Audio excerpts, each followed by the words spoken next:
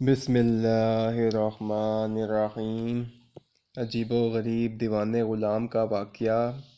ایک آدمی نے ایک غلام خریدا۔ غلام نے کہا، اے میرے آقا، میں 3 شرطیں لگاتا ہوں، آپ مجھے فرض نماز سے نہیں روکیں گے جب اس کا وقت آ جائے، آپ مجھے دن کو چاہے حکم دیں، رات کو حکم نہیں دیں گے، اپنے گھر میں میرے لیے ایک کمرہ جدا کر دیں جس میں میرے سوا کوئی دوسرا داخل نہ ہو۔ اس آدمی نے کہا، میں نے یہ شرطیں قبول کر لیں۔ پھر اس آدمی نے کہا، اپنے لیے کمرہ پسند کر لو۔ چنانچہ غلام نے ایک خراب سا ٹوٹا پھوٹا کمرہ پسند کر لیا۔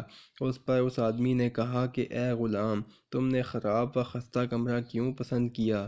غلام نے کہا، اے میرے آقا، کیا آپ نہیں جانتے کہ ٹوٹا پھوٹا کمرہ بھی اللہ عز و جل کی یاد اور اس کی ذکر و برکت سے باغ بن جاتا ہے؟ چنانچہ وہ غلام دن کو اپنے آقا کی خدمت کرتا اور رات کو اللہ تعالیٰ کی عبادت کرتا۔ کچھ مدت کے بعد ایک رات کو اس کا آقا گھر میں چلتے چلتے غلام کے کمرے میں پہنچ گیا تو دیکھا کہ کمرہ روشن ہے اور غلام کا سر سجدے میں ہے اور اس کے سر پر آسمان و زمین کے درمیان ایک روشن قندیل معلق ہے، اور غلام اللہ رب العالمین کی بارگاہ میں عاجزی و زاری کے ساتھ مناجات کر رہا ہے کہ اے اللہ عز و جل، تو نے مجھ پر میرے آقا کا حق اور دن کو اس کی خدمت لازمی کر دی ہے۔ اگر یہ مصروفیات نہ ہوتی تو میں دن رات صرف تیری ہی عبادت میں مصروف رہتا، اس لیے اے میرے رب، میرا عذر قبول فرما لے۔ آقا اسے دیکھتا رہا یہاں تک کہ صبح ہوئی اور روشن قندیل واپس چلی گئی اور مکان کی چھت مل گئی۔ یہ سارا منظر دیکھ کر آقا واپس آ گیا اور سب ماجرا اپنی بیوی کو کہہ سنایا۔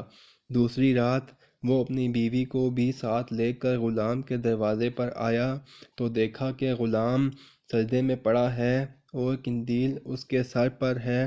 وہ دونوں کھڑے ہوئے یہ سب منظر دیکھ رہے تھے اور رو رہے تھے۔